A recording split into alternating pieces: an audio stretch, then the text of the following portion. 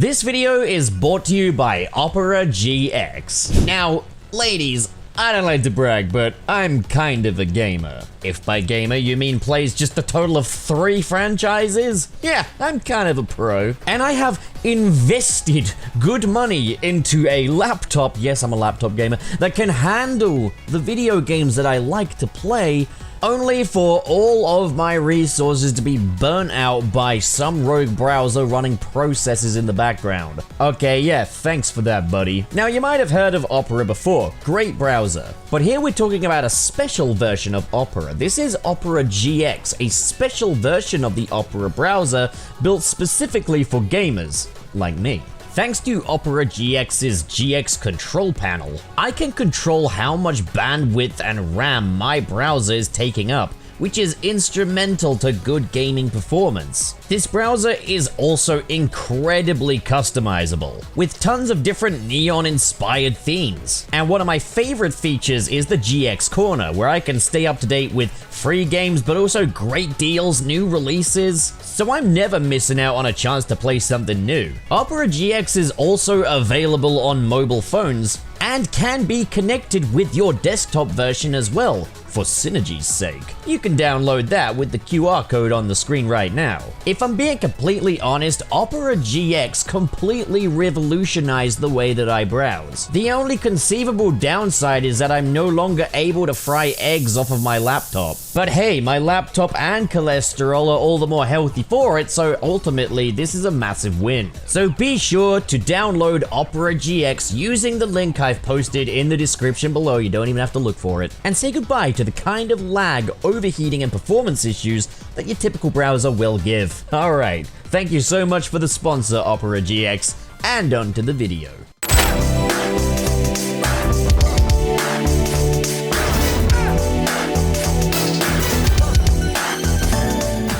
If you are even the teeniest bit familiar with Sonic and his uber-devoted fanbase, you may have heard of what is often considered by fans as the M-word. What is the M-word, you may ask? It's momentum. I'm gonna jump right out and say it's momentum. Forget the build-up. We've got more to talk about today. But pup, I hear you say, momentum isn't a curse word, and you're absolutely right. It isn't. However, somehow, momentum has become a sore spot among Sonic fans. So how did momentum become a taboo subject to this fan base? That's what we're here to discuss today.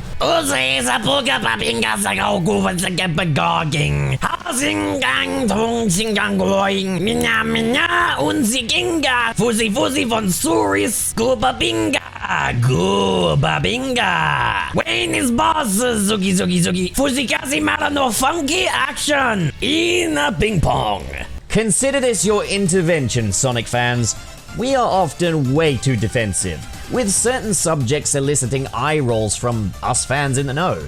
These subjects mainly being Sonic's quote-unquote rough transition to 3D, Sonic 06, Sonic kissing Elise, and for some reason more recently, momentum.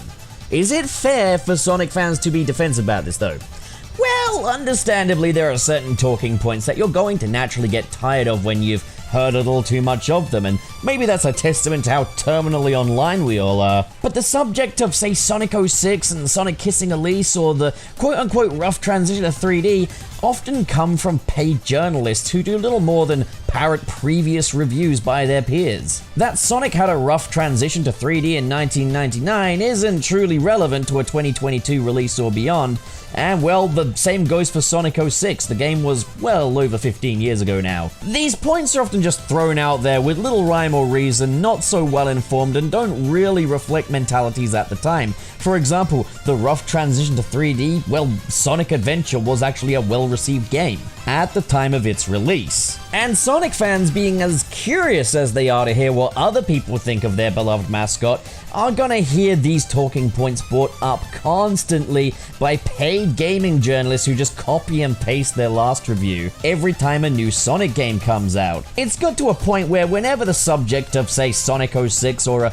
perceived decline in the series' quality is brought up, Sonic fans will stick their fingers in their ears and go la la la la la, can't hear you, and to some extent, fair enough. I mean, it's better to just not even click on those kinds of things, but what do I know? Don't take my advice though, because in this video we're talking momentum. So why are Sonic fans suddenly sick of this perceived M word, if you like? Well, momentum was a fundamental when it came to the classic Sonic, the original Sonic games, the 2D ones on the Sega Mega Drive. It's a point often brought up by fans of that classic Sonic, the longtime Sonic fans who played it all the way back in the 90s. And if I'm being completely honest, classic Sonic fans have gained a reputation for being absolutely insufferable.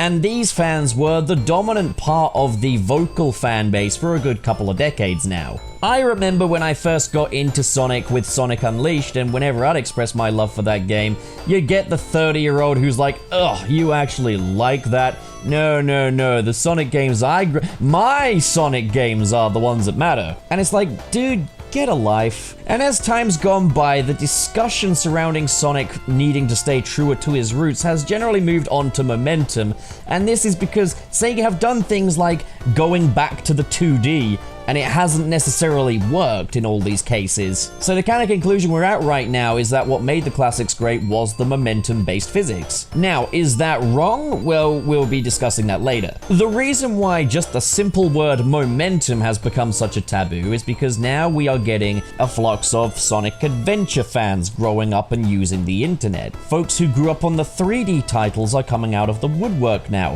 Folks who grew up with Sonic Heroes or Sonic Unleashed, and those are their favorite games. And it's only a matter of time until we hear from the kids who grew up with games like Sonic Lost World and Sonic Forces, and that's the kind of game that informed their idea of what a Sonic game is supposed to be. I think it's getting to a point where these modern Sonic fans that are jumping into the internet age are growing more and more resentful of the classic fans, because in recent years especially, Sega have really been trying to pander to this section of the fan base, perpetuating 2D gameplay in modern titles, bringing back old stages. And the result is too often this nostalgic hodgepodge which doesn't really please anybody. Sega are learning the wrong lessons from the classic fans who have been trying for decades to actually figure out what it is they want from the Sonic games. Now, I want to note that this isn't a diss, this is not judgment. I am not judging in the slightest, because the reality is a lot of these fans that would log into these message boards and have a little venting session about how they hate the new Sonic aren't necessarily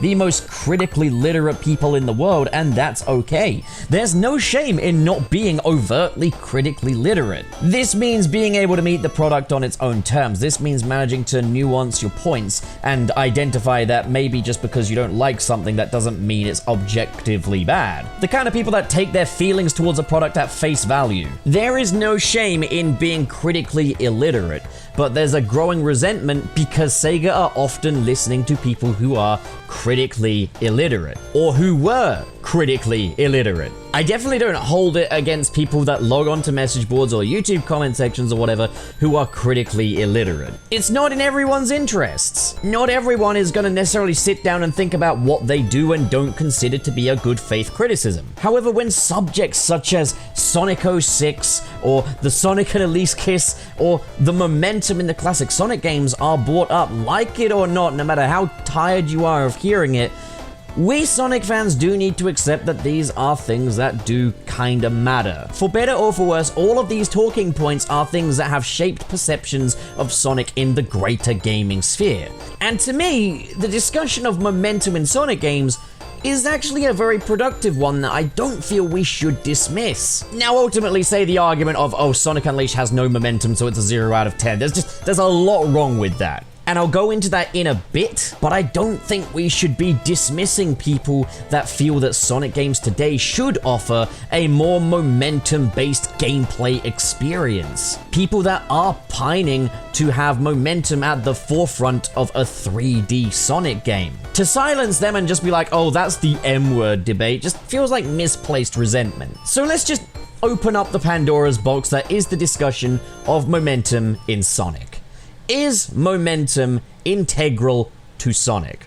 Well, it does depend on who you ask, but one fact remains: momentum was integral to Sonic. Sonic was the mascot that opened the floodgates to the gaming industry as we know it today. Before Sonic, Nintendo had a seeming chokehold on the video gaming industry, and Sonic paved the way for the future. You can argue about whether or not Sonic games really hold up today, but one thing is for certain, his legacy is ultimately the impact he made, paving the way for studios like Insomniac, Naughty Dog, Ubisoft, and many more to become competitors against Nintendo. No, a first-person shooter like Call of Duty has nothing in common with a Sonic game, but the fact that this franchise could exist in its own right is in large part thanks to the guy who demonstrated that Nintendo isn't law in this industry, and rightfully so. But for Sonic to achieve this, they had to get everything right. Sonic was a perfect little cocktail. There's a memorable art style to it. Sonic himself has a dynamic and iconic design. The music is absolutely bopping and will stay in your head for decades to come. The story, as simple as it is perfectly solid. But most of all, Sonic's dynamic gameplay, particularly when juxtaposed with the competition, Mario. This would not have been possible without that super secret source, the physics engine. In the 90s, Sonic came running at the kids saying, "Hey, you like pinball? You like platformers? Here's a marriage of those two concepts, and it works wonderfully." And it would only be improved in later titles. Sonic as a character has franchise potential written all over him, in various mediums, and it's a highly documented fact at this stage. Yes, he's got successful TV shows, movies, and comics, but he wouldn't have made the splash in video game history that he did without momentum. See, the marketing for Sonic was entirely around one gimmick: speed. However, this gimmick was surface level. There was so much more to Sonic that made him work. His very own veritable Krabby Patty secret formula. You see, speed isn't a new concept in video games and wasn't back then either. In Super Mario Bros., Mario can move at quite a swift pace, or by just holding down a button while you run. But what emphasized Sonic's speed was that the player had to earn it and to control it, and the level design would influence that. See, Sonic wasn't just fast, he felt good to control. Going fast felt like a reward. And part of what made Sonic feel so good was the gravity and physics being consistent, allowing the player to feel in control of Sonic and his momentum. For jumps and rolls, Sonic would curl into a ball, very much the pinball thing.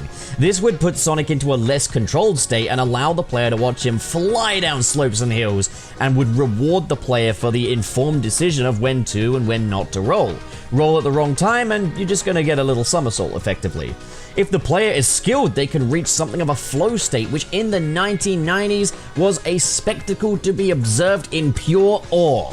And you weren't just watching Sonic go fast, you were experiencing it. The design of Sonic's physics engine, the design of this momentum-based platformer was meticulous, like a fine art. This is what gave Sonic the edge over competitors. This is what gave us that unrivaled experience of speed. And it all boils down to one fundamental. It's not enough that Sonic moves fast. It's not enough that momentum influences him. It's that movement is a fundamental in video games. It's everything you do in a video game is some form of movement. And with Sonic, the big deal here was that we had a character that just felt good to play. Whether you were just aimlessly running around, Sonic himself here is the main event. When it came to Sonic 1, especially, it wasn't the levels people loved. It wasn't the story people loved. It was Sonic. And this little bundle of pixels right here felt like a dream to control. If you take any element out of the original Sonic playstyle, you would not have the same result. Sonic absolutely needed momentum in the 1990s, regardless of your favorite era, regardless of your favorite playstyle, regardless of your favorite game in the series. The way Sonic controlled in Sonic 1 and onwards all through his 2D Mega Drive tenure was video game traversal mastery. And in later installments like Sonic 2 and 3, it only improved. So, about that rough transition to 3D then. Obviously, translating any character into 3D is going to be a challenge, and it's going to require a lot of experimentation, a lot of trial and error to actually get it right. And over the course of Sonic Adventure through to Sonic Heroes, there was an evolution of Sonic's movement philosophy. Sonic Adventure would retain much of Sonic's momentum-based philosophy, but with even more spectacle delivered in part thanks to this new third dimension, but also thanks to scripted events. Hear me out. These would be things like dash pads, which were used more sparingly in the classic games, becoming a staple of the typical Sonic stage in Sonic Adventure and beyond.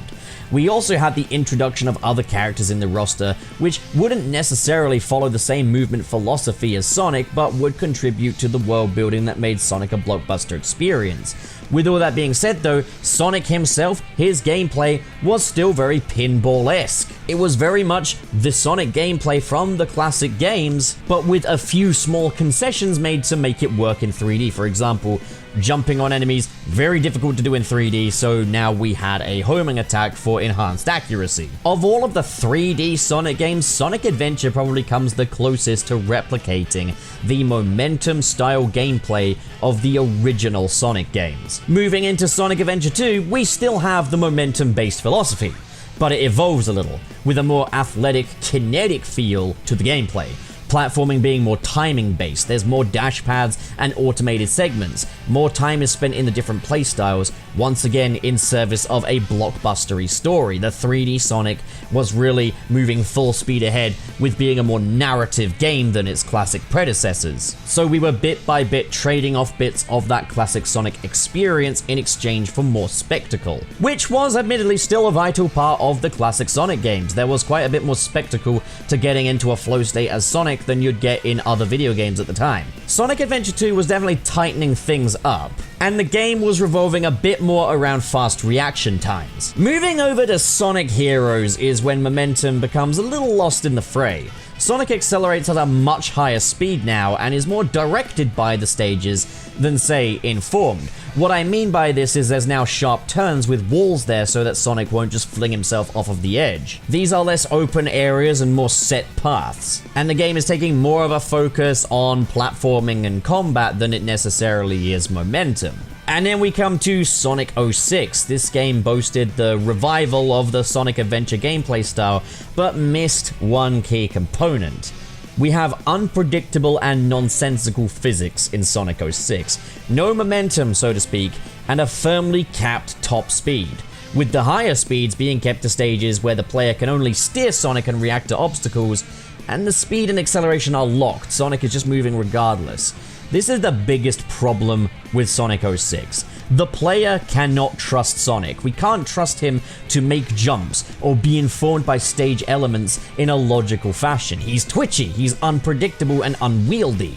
The responsiveness of Sonic to player inputs and the world around him was absolutely integral to the success of the original Sonic's philosophy, and that is nowhere to be found here. It doesn't matter if you're uphill, downhill, loop-de-loop, upside down, Sonic will move at the speed that he does. Meaning that Sonic 06 took the Sonic Adventure style gameplay, which was a 3D evolution of the momentum gameplay, and gutted it of that core component. The momentum is understanding that Sonic will slow down when he approaches hills. He'll speed up when he's moving down inclines. That everything this character does is informed by logical physics. But Sonic 06 is twitchy. Sonic's homing attack will propel him forward, but it's buffed, meaning that rather than carry that momentum forward like he did in previous games, he'll drop straight down like a stone. This was the last we would see of this gameplay style, and it is the most hollow version of it. With this perceived decline in quality, the question started to arise, is Sonic in 3D just not meant to be? Well, we already had evidence that a 3D Sonic could work, but was it possible that maybe Sonic is just more consistent in 2D, that a 2D Sonic is a reliably better time? Answering this sentiment, Sega gave us Sonic the Hedgehog 4 Episode 1.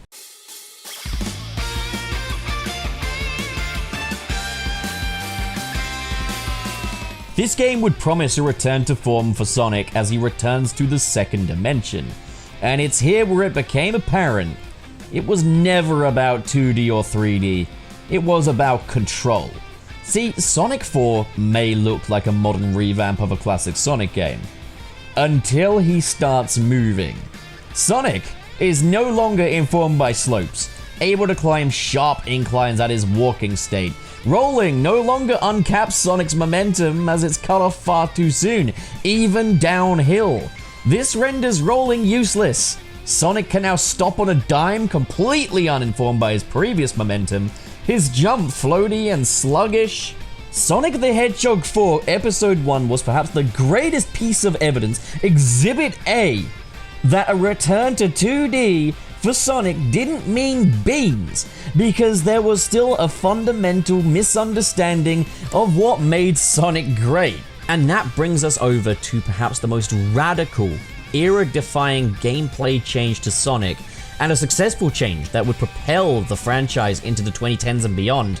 Welcome to the Boost era. That's right, that original philosophy of earning your speed and traversing with momentum being right there in the spotlight is done.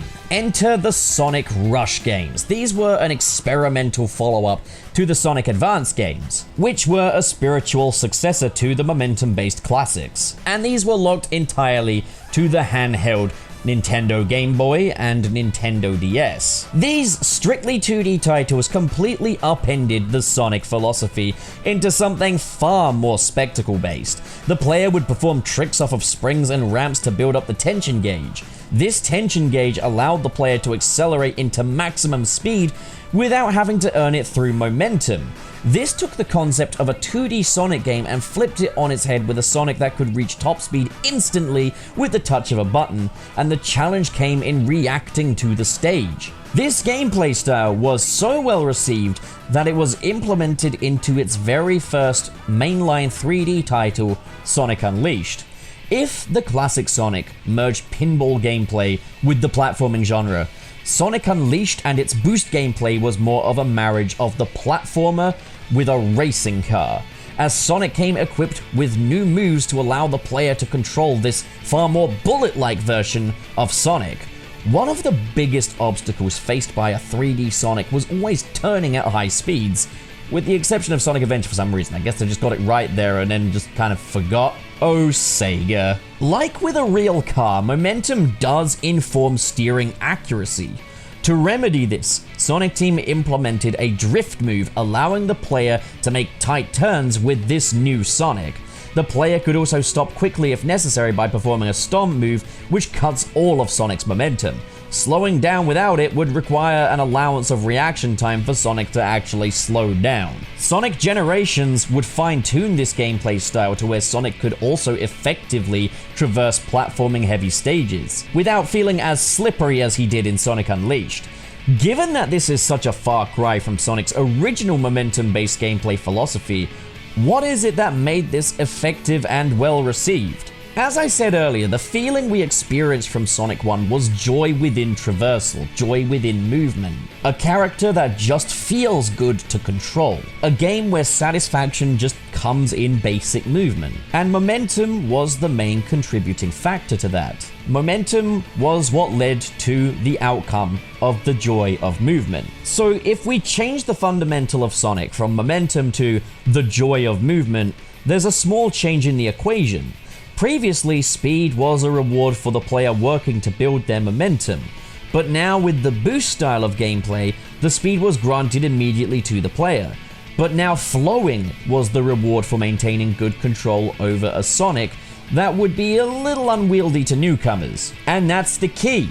Boost Sonic feels good to master, just like Momentum Sonic did. Sharp reaction times and a player in tune with Sonic's moves is an absolute must for getting a good performance and the reward of seeing Sonic in a flow state. It's an exhilarating spectacle like nothing else, a pure rush of dopamine to the player. What made this work as well as it did was that the player could trust Sonic. I know how far my boost will take me in the air. I know how far the homing attack will take me. I know if I can make that jump. The interesting thing here though is the distinction between Momentum Sonic and Boost Sonic. All the same, those physics-based fundamentals of the Momentum Sonic are still present. Sonic has to be moving at high speeds to climb inclines or traverse loops, which are still admittedly supplemented with scripted events and dash pads. Yeah, we never quite got the loop right in 3D, even with Sonic Adventure. I've actually done a video on that, so check that out, I guess. Sonic Generations was incredibly well received because it brought the most refined version of the boost gameplay to players, alongside a classic Sonic to satisfy fans of the 2D momentum-based Sonic. Classic Sonic was pretty well done, a significant improvement over Sonic 4. However, Classic Sonic's jump felt a little too heavy, and rolling was unfortunately rendered useless by Classic Sonic's roll-to-run triggers being overly sensitive.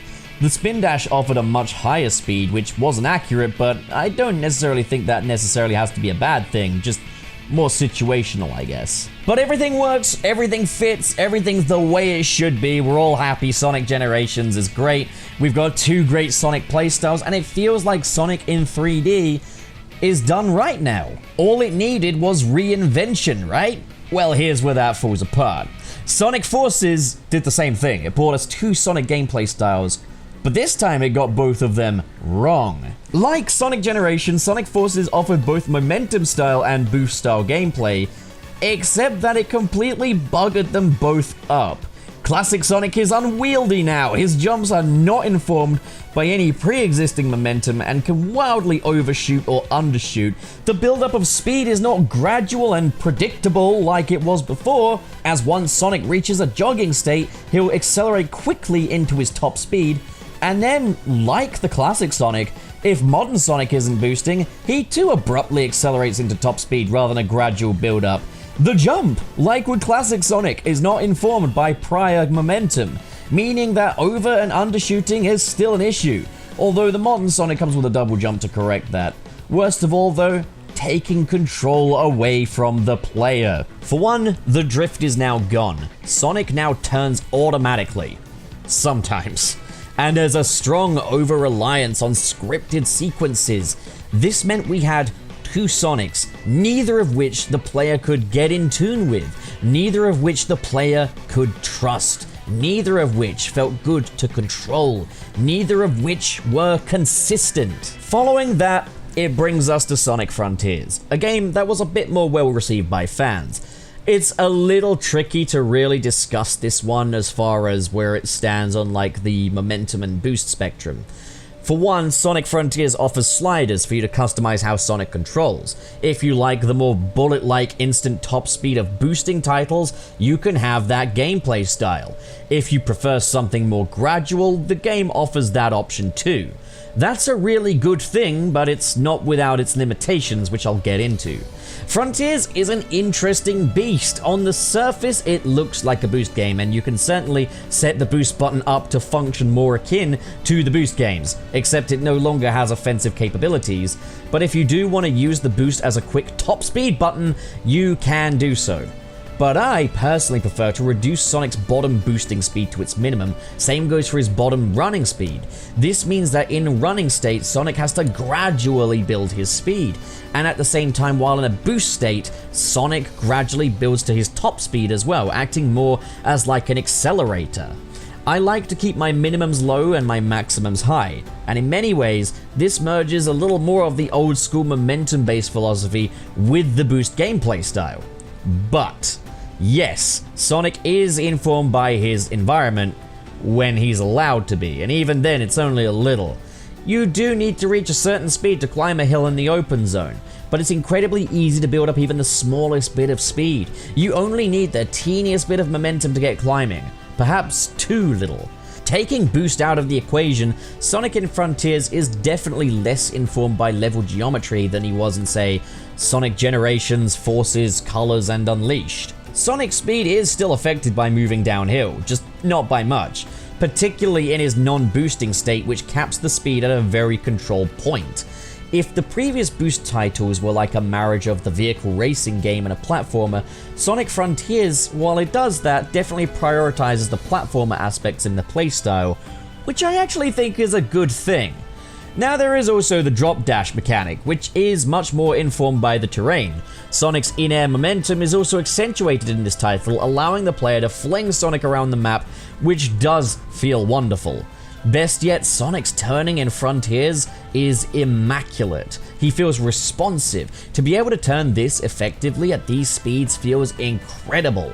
The jump is also nice and accurate, although turning with it is a pain as Sonic cannot turn 180 degrees while jumping. And my other major issue is that Sonic stops very abruptly in this game as soon as you're not pushing forward, like Sonic 4.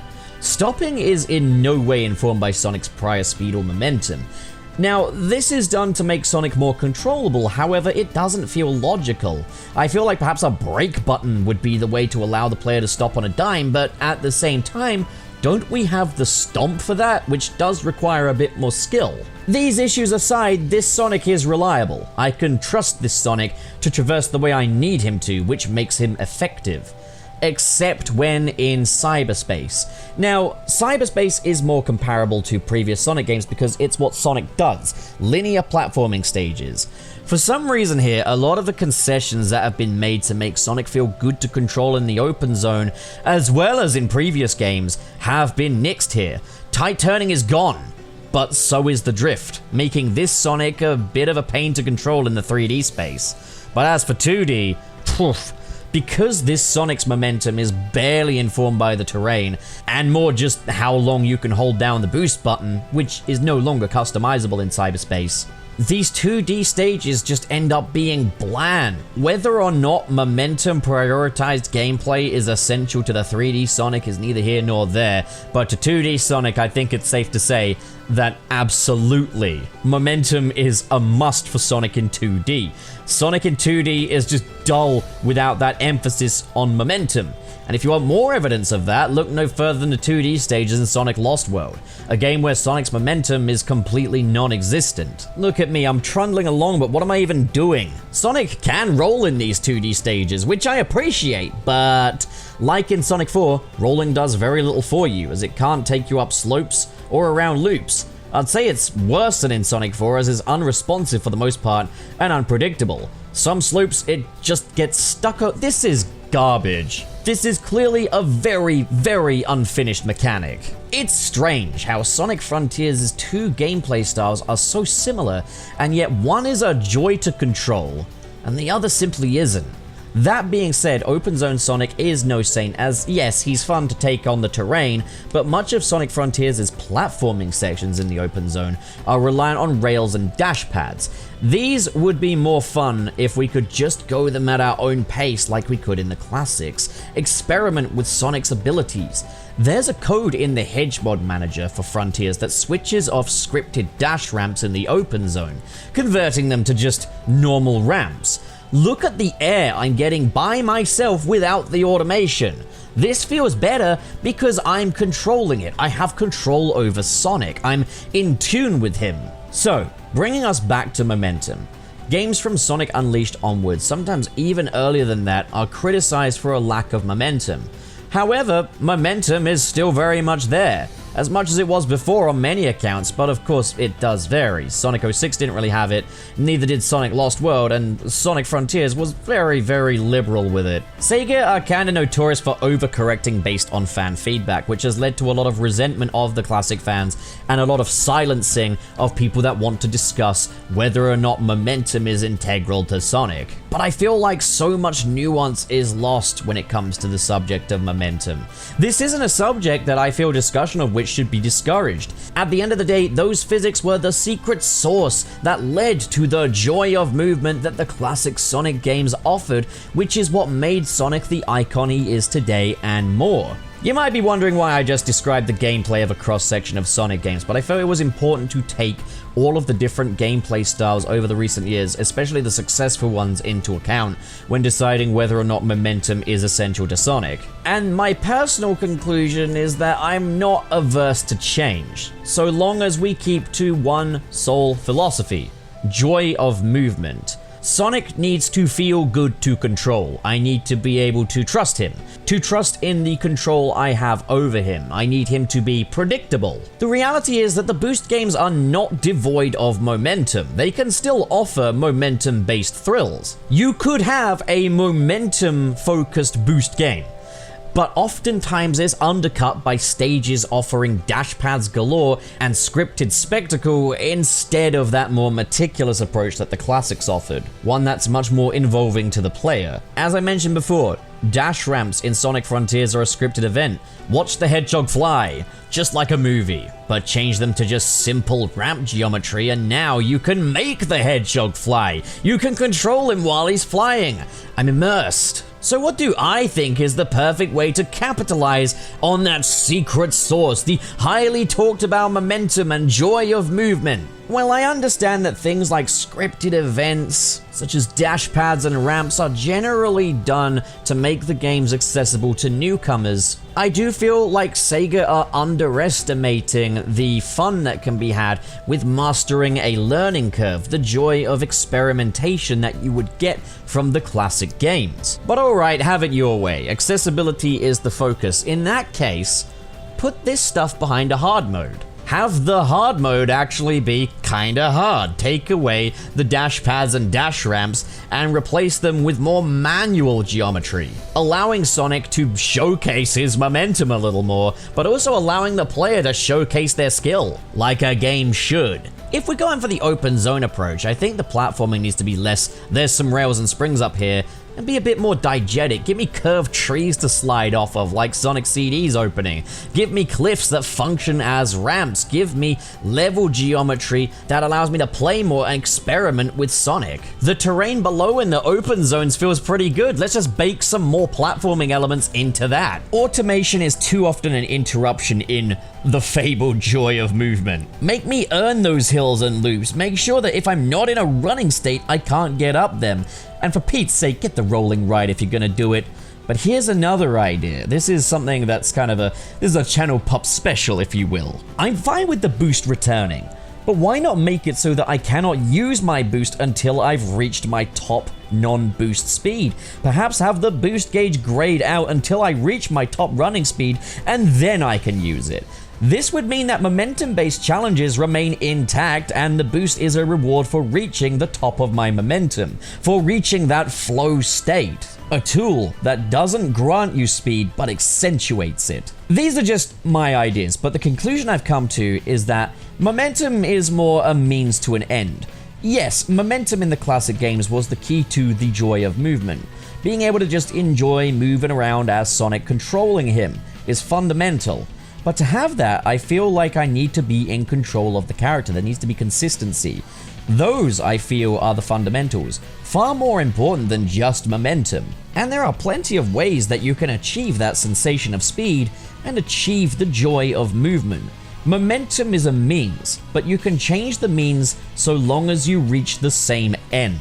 As long as Sonic feels really good to control and will reward me with spectacle, and as long as there's a consistent logic to it, I'm happy to see wherever Sega takes Sonic next. I think what people are asking for isn't so much momentum in Sonic games, because truth be told, we have that even in the boost titles. What they're asking for is a game that prioritizes momentum, where the challenges are built around momentum. And that sounds like a lot of fun. No way would I be opposed to that. So that is my stance on the fabled and dreaded momentum debate.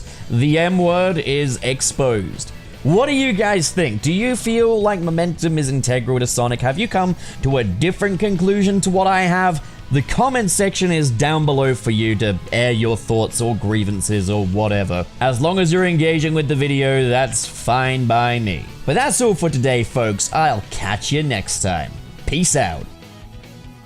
I say, you've made it to the end of the video! Congrats! No, but seriously, thanks a bunch for watching. And just now, I'll be extending a special thanks to the patrons in the $10 tier, who are Adam Myers, Ken K, Legendary Ray Ray, Mr. SP, Sergio, That Jordo, and Where's Arnold? What an amazing and generous bunch of people. Thank you guys so much for your support. And if you want to join the ranks of these amazing people right here, the link to my Patreon is in the description below. Guys, these are not the easiest times in the world financially, so every little bit you folks are donating is doing wonders. I really would love to be able to do YouTube as a proper fully fledged career someday. It might just be a pipe dream, but maybe you guys can prove some people wrong. But of course, if donations aren't your thing, then, well, it means plenty to me that you just hit that cute little subscribe button over there. I didn't mean hit that way. Well, that's me done for the day. Thanks a whole bunch for your support, and have a fantastic day. I'm gonna see you so soon. bump.